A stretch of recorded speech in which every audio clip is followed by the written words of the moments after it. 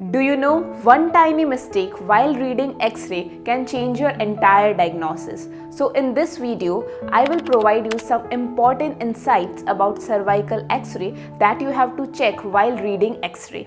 Every day we come across with so many X-rays, so it becomes very crucial for every physiotherapist that they should know how to read X-rays and should not be dependent on any doctor or any third person for the diagnosis. If you want to master your X-ray reading skills, then you can also join my course. You can contact on this WhatsApp number and I will send you all the details about the course. I know cervical X-ray looks complicated at first glance, but trust me, everything will become way easy after joining the course. Anyways, let's start our today's video. Now first we will see the normal 3D anatomy of the vertebra, because if you don't know the normal anatomy, how you will able to find out the differences in the X-ray.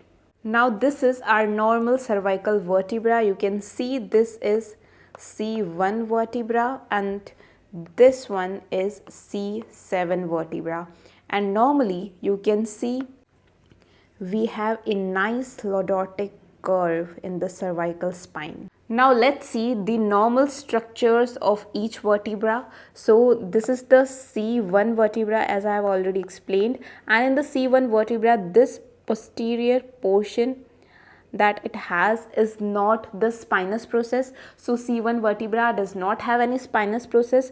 This posterior structure is basically the posterior tubercle and not the spinous process. But from C2 vertebra, all the vertebra has the spinous process. C1 and C2 as well as C7 vertebra are known as the atypical vertebrae because they does not have those standard features of the cervical vertebra that other vertebra has. Now if we see the C2 vertebra, you can see the C2 vertebra has this broad spinous process. You can easily see this broad spinous process in the X-ray, and once you have figured out that this is the C2 vertebra, you can easily label other vertebrae as well. So this is C3, this is C4 and this is C5. In this way, once you have find out the C2 vertebra, you can easily label other vertebrae.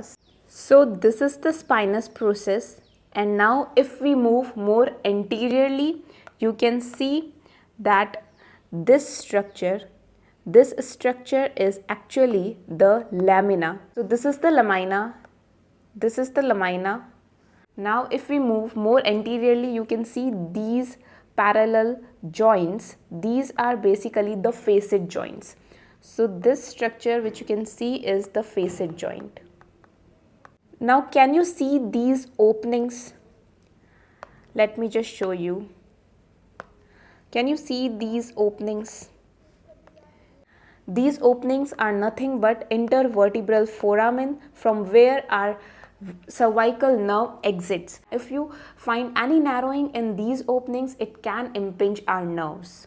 Now if we move more anteriorly, you can see these structures. This is nothing but the body of the cervical vertebra. So this is the body of the cervical vertebra, and in between the body you can see that this structure is intervertebral disc. So these are some important things that you should remember. Now I will cover each part of the vertebra in a little more detail. So this is the C3 cervical vertebra, and in this you can see that the first structure that we can see is the body of the cervical vertebra. We will go from anterior to posterior. So this is the body, and next structure that you can visualize is this one, and this is the pedicle. So this is the pedicle. Now the next structure that we can see is this one. This is nothing but this is actually the transverse processes. So every vertebra has those transverse projections, lateral projections coming out from the vertebra. So these are those lateral projections. These are the transverse processes that is present on both sides. And in cervical vertebra, there is one different thing that you can see is this transverse foramen. So these are the transverse foramen present in between the transverse processes from which our vertebral arteries actually travel into our brain. So first is the body, second is the pedicle, third is the transverse processes. Now as we move backwards, Now as we move backward, you can see more structures. Now after the transverse processes, you can see this one, this structure and this structure. So this is the superior articular process that articulates with the inferior articular process of the vertebra just above it, and this is the inferior articular process which articulates with the superior articular process of the vertebra just below it. So it will articulate with the superior articular process of the vertebra just below it and form the facet joint. So these basically articular processes form the facet joint. So I hope this much part is clear. These are the superior and inferior articular processes. Now as we move backwards, you can see these structures. These are the lamina. So these are the lamina. Now the posterior most structure, this one is basically the spinous process. So this is the spinous process. And one more thing, in cervical vertebra, you will able to see the bifid spinous process. So in the end of the spinous process, you will see there is bifurcation at the end of the spinous process. And this is a typical feature of the cervical vertebra where you will see the spinous process are bifid. I hope all the parts of a cervical vertebra is cleared for you all. So let me just revise it so that you will not able to forget any of these in future. So this is the spinous process. Now this is the lamina. This is the superior articular process, and this one is the inferior articular process. And in between the superior and inferior articular process, we have the pars interarticularis. So this portion is nothing but the pars interarticularis. Now as we move forward, this one was the pedicle, this is the pedicle, this was the transverse process. So this is the transverse process, and the anterior part was the body. So this is the body. So I hope all the parts of the cervical vertebra is cleared for you all. This was just a brief explanation. If you will join my course, I will tell you about each vertebra in detail and how to correlate these findings with the cervical X-ray. For this video, I am taking example of cervical spondylosis. So cervical spondylosis is basically a degenerative condition of spine, and if you want to find all the abnormalities that is present in this cervical X-ray, then you need to follow ABCDS approach, in which A means alignment, B means bone, C means cartilage, D means disc, and S means soft tissue. So I told you normally our cervical vertebra has that nice lordotic curve, but in this cervical X-ray you can see that there is basically the straightening of the cervical spine.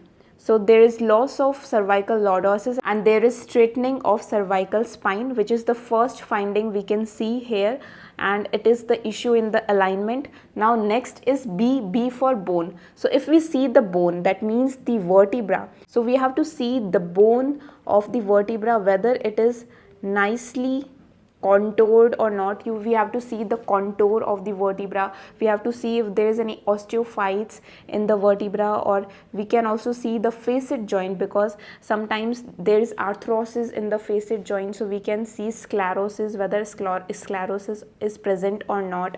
So in this you can see the contour is not good. You can see there is osteophytes anteriorly. This is the osteophyte, this is the osteophyte. So you can see the osteophytes are there. So they, of course it's a degenerative case, so you will find the osteophytes, and if you see clearly there is also sclerosis. Sclerosis is nothing but due to chronic stress, there is increased calcium deposition, and you can see there is dense white lines around the vertebra. So this is nothing but the sclerosis. Here also you can see dense white lines. So this is nothing but the sclerosis.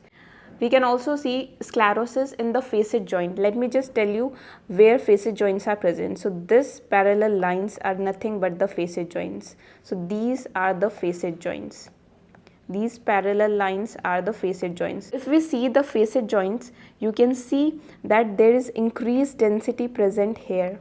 So there is nothing but the sclerosis going on in the facet joint.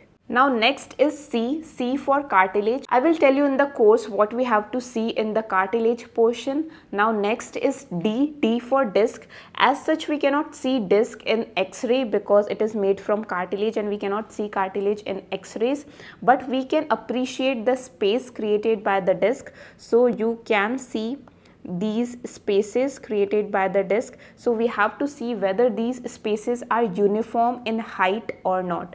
In this you can see that here the space is decreased. So we can see the space is decreased and the end plate of each vertebra is also very irregular. You can see this end plate is very irregular because of the degeneration, and the space, the disc height is also reduced. Here it is quite well.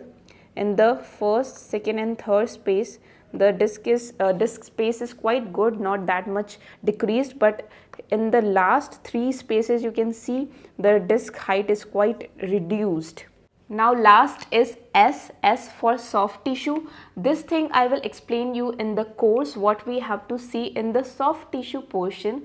So you can see just by using this ABCDS approach we have find out so many things, abnormalities in the X-ray that you might missed if you haven't used this approach. So that's why these approaches are important if you want to find all the abnormalities that is present in the X-ray. And this is just a glimpse of what I will teach you in the course. I have so much to share and I have so many conditions to share with you, and I hope you will join the course, and this course will definitely help you to stand out from others and help you to find the correct diagnosis for your patient.